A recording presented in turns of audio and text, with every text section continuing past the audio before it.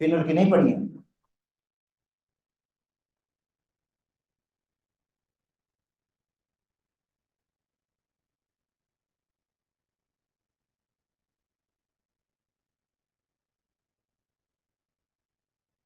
तो physical property जाता phenol.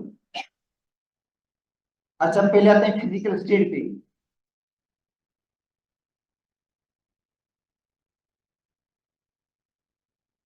It is colourless.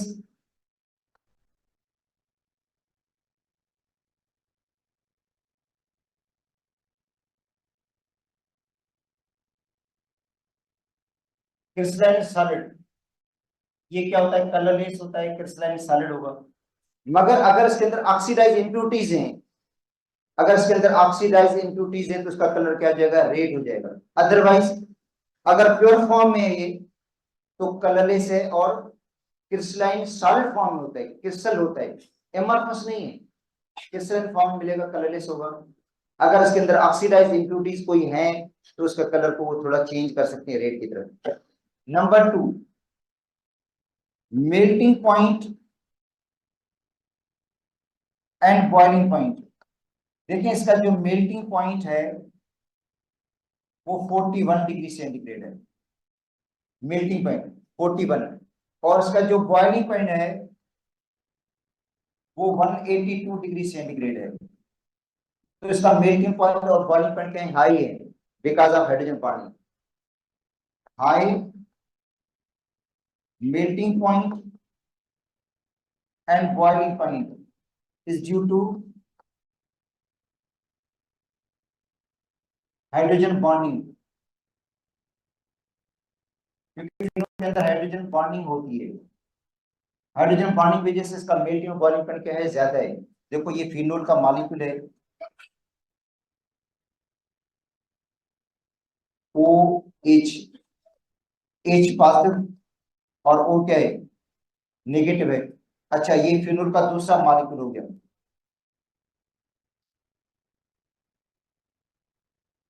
ओ और एच, ओ नेगेटिव और एच क्या है?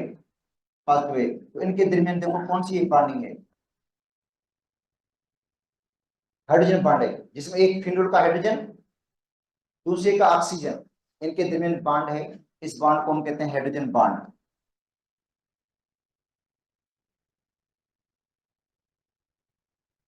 ऑक्सीजन नेगेटिव और हाइड्रोजन क्या है? पॉजिटिव है। तो ये जो बॉन्ड है ये क्या है? हाइड्रोजन बॉन्ड है। अब आते हैं नंबर 3,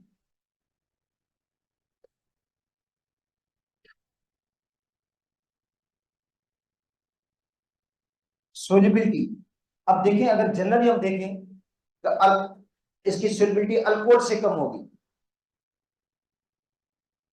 जो अल्कोहल है वो इसे क्या है? ज्यादा सोल्युबल है। ठीक है, ये थोड़े कम सोल्युबल है, मगर इसकी सोल्युबिलिटी का रीजन हाइड्रोजन बॉन्डिंग है। तो phenol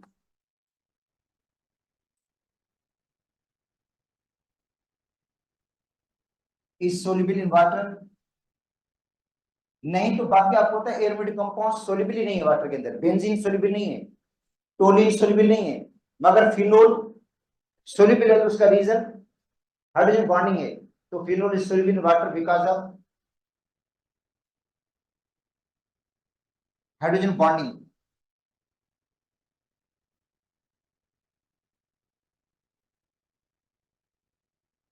it is less soluble in cold water.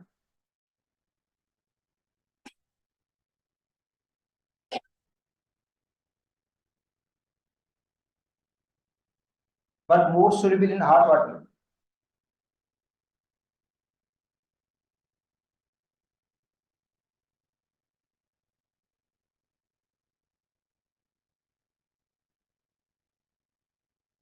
Sixty eight degree centigrade पे ये इसकी सोलिबिलिटी क्या होगी? मैक्सिमम होगी या ज्यादा होगी? 68 डिग्री सेंटीग्रेड पे इसकी सोलिबिलिटी क्या होती है? ज्यादा होती है। अच्छा तीसरा है टॉक्सिक नेचर।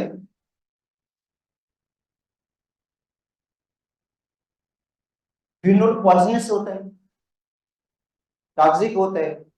अगर स्किन पे लगेगा तो स्किन पर ब्लस्ट बना लेगा और इसको डिसइंफेक्टेंट के तौर पर यूज किया जाता है। जरासीम को किल करने के तौर पर। एंटीसेप्टिक है ये, एंटीसेप्टिक भी होता है ये, डिसइंफेक्टेंट है, एंटीसेप्टिक है। तो इस तरह के मेडिसिन में भी यूज करते हैं जो समझे एंटीसेप्टिक होती है। जिस तरह ऑइंटमेंट, मरहम जो होता है, जख्मों पर जो मरहम लगता है उसमें भी फिनोल होता है एज ए एंटीसेप्टिक। और गार्गलिंग माउथ वॉश, जो गार्गलिंग माउथ वॉश है उसके अंदर भी फिनोल की मिकदार इस्तेमाल होती है, वो भी क्या है, एंटीसेप्टिक है। लूजेंजेस, ये स्ट्रेप्सिल्स वगैरह की टेबलेट्स वगैरह होती हैं जो गले को क्या करती हैं, साफ करती हैं, उसके अंदर भी इसको यूज किया जाता है। तो किस प्रॉपर्टी की वजह से, एंटी सेप्टिक प्रॉपर्टी की वजह से। बाकी यूज हम आगे पढ़ेंगे लास्ट में इसके। अब आते हैं स्ट्रक्चर पे।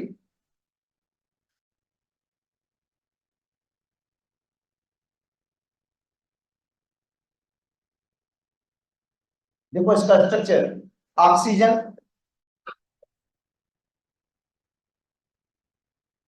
of OH group is sp3 इसका मतलब फिनोल के अंदर जो ऑक्सीजन है वो क्या है, sp3 है। And carbon of aromatic ring,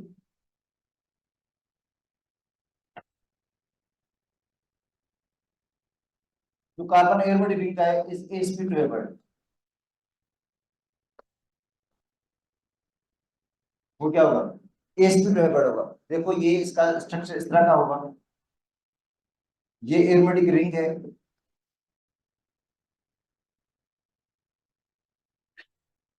इधर यहाँ पे दो लोन पेयर मौजूद है, दो क्या है, इसका मतलब ये जो ऑक्सीजन इसके पास दो लोन पेयर है, दो क्या है, दो बॉन्ड पेयर हैं, दो लोन पेयर और दो क्या है। अच्छा ये ऑक्सीजन sp3 है, इसका बॉन्ड जो एरोमेटिक रिंग के साथ बन रहा है कार्बन के साथ वो क्या है, sp2 है। तो इसका मतलब एक जो बॉन्ड बनेगा वो sp3 और sp2 ओवरलैपिंग से बनेगा, क्योंकि ये sp3 होगा ऑक्सीजन का और कार्बन का sp2 ऑर्बिटल होगा, इनकी ओवरलैपिंग से बॉन्ड बनेगा। दूसरा जो बॉन्ड बनेगा वो sp3 और एस से बनेगा। अच्छा तो इसका स्ट्रक्चर वाटर से रिजेंबल करता है, एंगुलर या बेंट, एंगुलर या बेंट। मगर वाटर में एंगल तो होती है 104.5 की,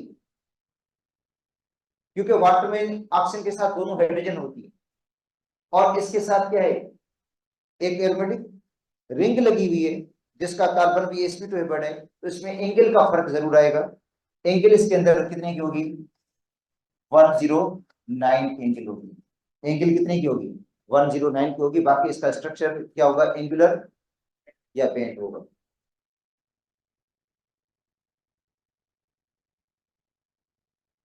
अच्छा उसके बाद है मेथड ऑफ प्रिपरेशन।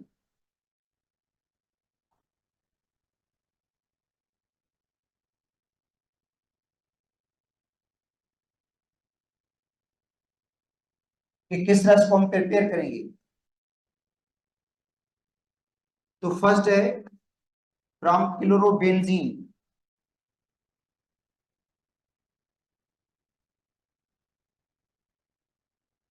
क्लोरोबेंजीन से बाय डाउस प्रोसेस।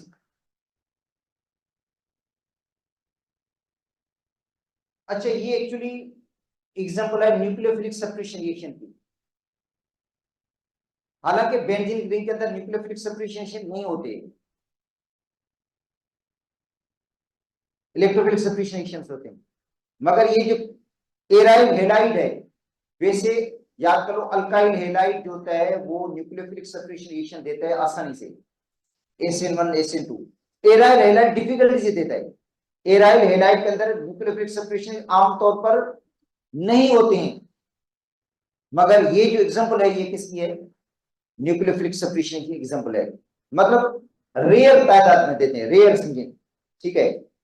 जैसे हम कहते हैं नोबल गैसेस बॉन्ड नहीं बनाती हैं, मगर कुछ नोबल गैसेस ऐसी हैं जो एक्सट्रीम कंडीशन में बॉन्ड बनाते हैं, जैसे HCF2 HCF4 ऐसे। तो इसके अंदर भी ऐसे ही है, तो ये क्लोरोबेंजीन है, ये क्लोरोबेंजीन। इसको हीट देते हैं कास्टिक सोडा के साथ, कास्टिक सोडा है ये।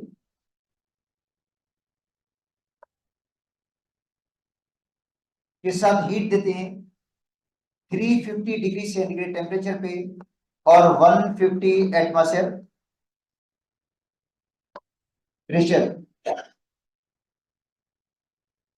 तो बनेगा क्या, क्लोरीन निकल जाएगा, क्लोरीन की रिप्लेसमेंट हो जाएगी और उसकी जगह पे लगेगा सोडियम फिनोऑक्साइड। क्या लग गया, सोडियम ऑक्साइड लग गया, बन गया sodium phenoxide. O N A group लग गया। देखो सीएल की जगह पे लगा कौन सा ग्रुप है, O N A, sodium oxide group लग गया। और दूसरा बनेगा NaCl और वाटर, NaCl बनेगा और वाटर बनेगा। अच्छा, हमारी पुरानी किताब में यहाँ पे लिखा हुआ है HCl बनेगा, मगर HCl नहीं बनता, बनता एक्चुअली NaCl है, दूसरा क्या बनता है, वाटर। तो ये बन गया sodium phenoxide. Sodium phenoxide on acidification,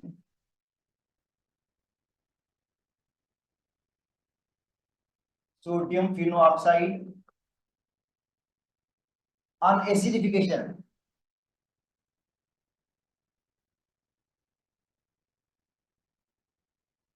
with dilute HCl produce.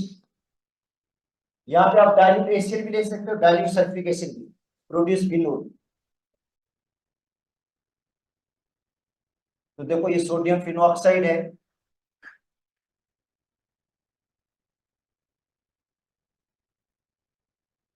इसकी एसिडिफिकेशन कर रहे हैं हम डाइल्यूट एसिड के साथ, तो Na निकल जाएगा, Na की जगह क्या लगेगा, ये Na की रिप्लेसमेंट होगी, इसकी जगह H लग जाएगा।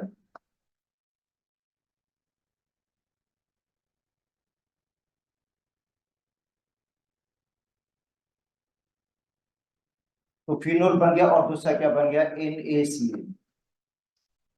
ठीक है, तो ये एक्चुअली मतलब एक Cl की जगह OH लग गया, Cl की जगह पे क्या लग गया, Cl की जगह पे लगा क्या है, इसलिए इसको हम कहते हैं न्यूक्लियोफिलिक सब्स्टिट्यूशन। मगर इसकी टाइप अगर नहीं होगी, एशियन एशियन 12 टाइप नहीं होगी, मैं बता देता हूँ। सेकंड देखो, फ्रॉम सोडियम बेंजीन सल्फोनेट,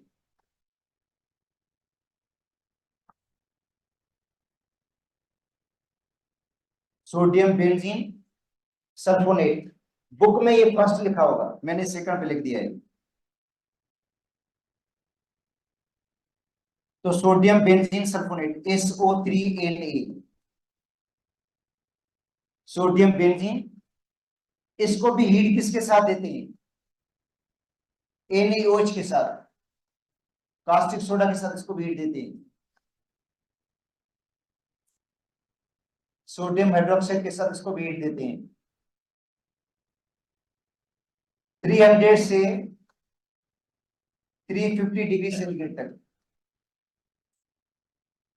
तो डी सल्फोनेशन होगी, डी का मतलब रिमूवल, ये सल्फोनाइल ग्रुप क्या हो जाएगा, रिमूव हो जाएगा।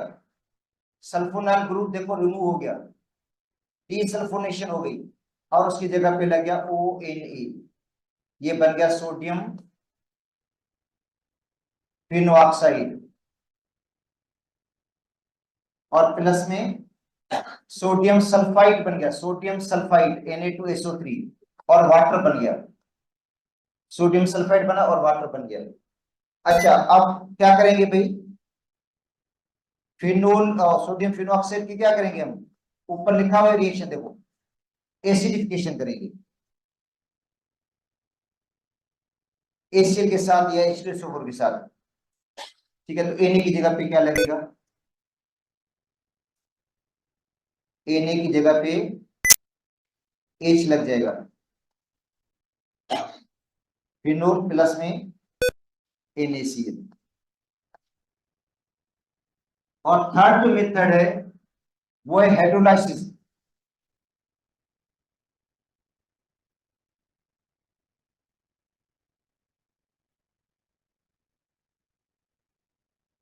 Hydrolysis of benzene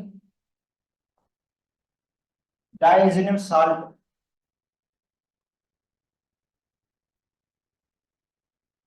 benzene diazonium chloride. तो बेंजीन डाइएथेनियम क्लोराइड की मैंने प्रिपरेशन भी आप लोगों को पढ़ा दी थी, याद होगा आपको कि बेंजीन डाइएथेनियम क्लोराइड जो बनता है वो बनता है एनिलीन से। जो जिस चैप्टर का तैयारी कर रहे हैं ना उसी में से एनिलीन, एनिलीन को जब रिएक्शन कराते हैं नाइट्रस एसिड के साथ और एसिड के साथ, ठीक है।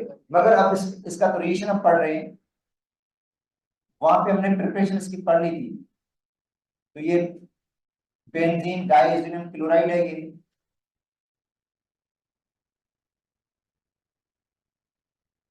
ठीक है, बेंजीन डाइएथेनियम क्लोराइड। इसकी क्या करेंगे हम, हाइड्रोलाइसिस। तो क्या मिलेगा हमें, फिनोल मिलेगा। मिलेगा क्या, फिनोल मिलेगा। और प्लस में क्या मिलेगा हमें, नाइट्रोजन गैस मिलेगी। और दूसरा क्या मिलेगा, HCl मिलेगा, नाइट्रोजन गैस और HCl।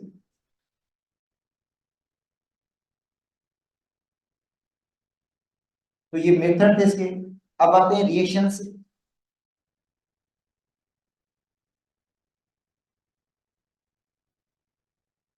फिनोल, अच्छा देखिए फिनोल की दो किस्म के रिएक्शन हैं। एक में OH ग्रुप इन्वॉल्व होता है, जो OH ग्रुप है उसकी इन्वायरमेंट होगी रिंग की इन्वायरमेंट। दूसरी रिएक्शन ऐसे जिसमें रिंग की इन्वायरमेंट होती है। रिंग के रिएक्शंस होते हैं electrophilic separation reactions.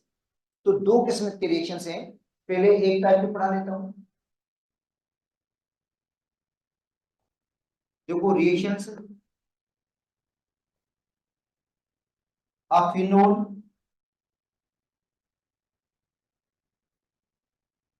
in which OH group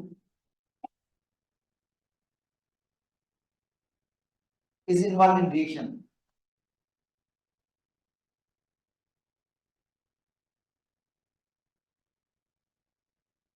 जिसमें सिर्फ OH ग्रुप की इन्वॉल्वमेंट होगी रिएक्शन के अंदर, रिंग की कोई इन्वॉल्वमेंट नहीं होगी।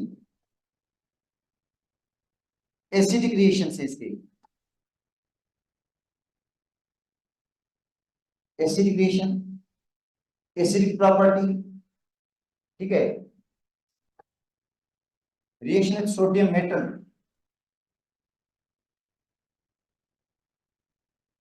सोडियम मेटल के साथ रिएक्शन, ये आपने अल्कोहल के साथ भी पढ़ा था।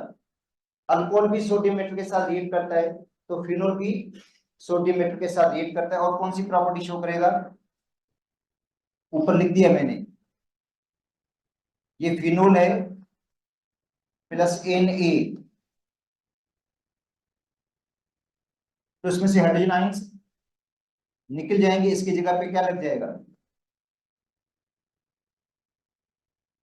इसकी जगह पे लगेगा सोडियम, सोडियम फिनॉक्साइड बनेगा।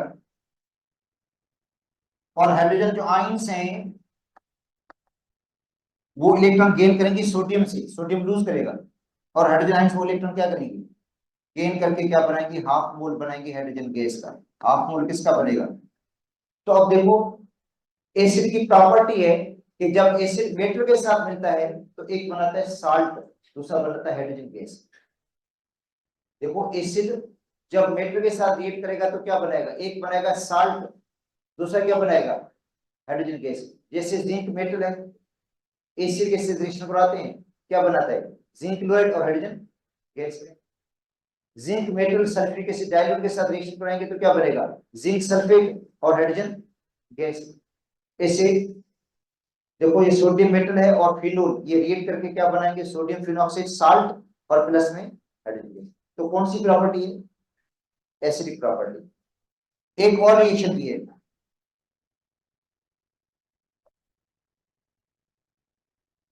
रिएक्शन विद NaOH,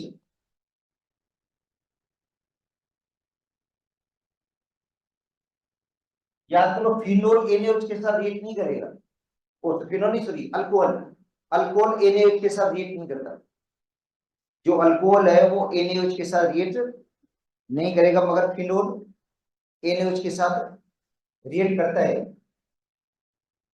और कौन सी प्रॉपर्टी शो करेगा? एसिडिक प्रॉपर्टी, एसिड वाली प्रॉपर्टी शो करेगा। देखो फिनोल प्लस NaOH, इसमें से क्या निकलेगा? एच आयन, इधर से क्या निकलेगा? OH आयन, क्या बनेगा? वाटर बनेगा। दूसरा क्या बनेगा? साल्ट बन जाएगी।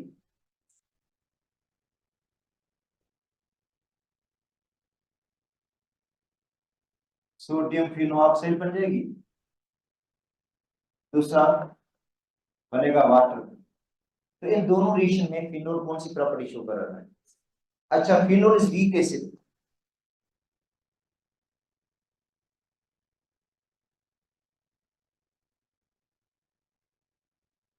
has no action on litmus paper,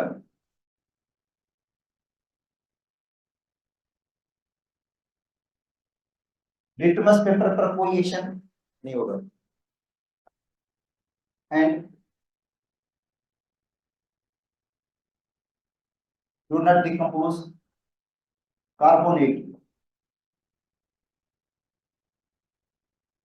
carbonate को डिकम्पोज नहीं करता, एसिड कार्बोनेट को डिकम्पोज कर देता है। एसिड जो होते हैं वो कार्बोनेट को क्या करते हैं? डिकम्पोज। ये डिकम्पोज नहीं करता कार्बोनेट। हाँ, इसके अंदर जो पिक्रिक एसिड है, कौन सा पिक्रिक एसिड? 2,4,6 ट्राई नाइट्रोफिनोल, क्योंकि नाइट्रो ग्रुप जो लगने की वजह से इसकी एसिडिक स्ट्रेंथ बढ़ जाती है। नाइट्रो ग्रुप लगने से इसकी एसिडिक स्ट्रेंथ क्या हो जाती है? बढ़ जाती है, और वो थोड़ा ज्यादा एसिडिक बन जाता है, वो डिकम्पोज कर लेता है। बाकी फिनोल खुद नहीं करेगा। अब आते हैं reduction of phenol.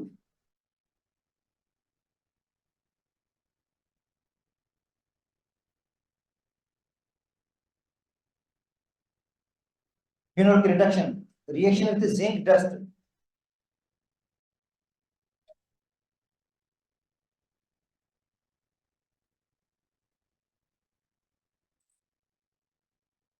Formation of benzene. तो देखो ये फिनोल है,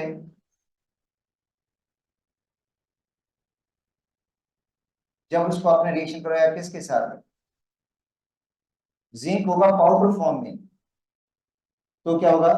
जो फिनोल के वेपर्स होते हैं, ये फिनोल होगा वेपर्स फॉर्म में, उसको पास करते हैं किसके पर?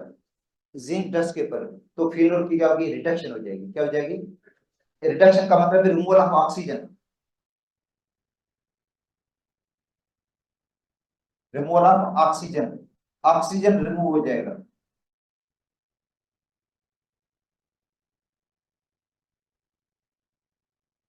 ठीक है, तो बन जाएगा बेंजीन,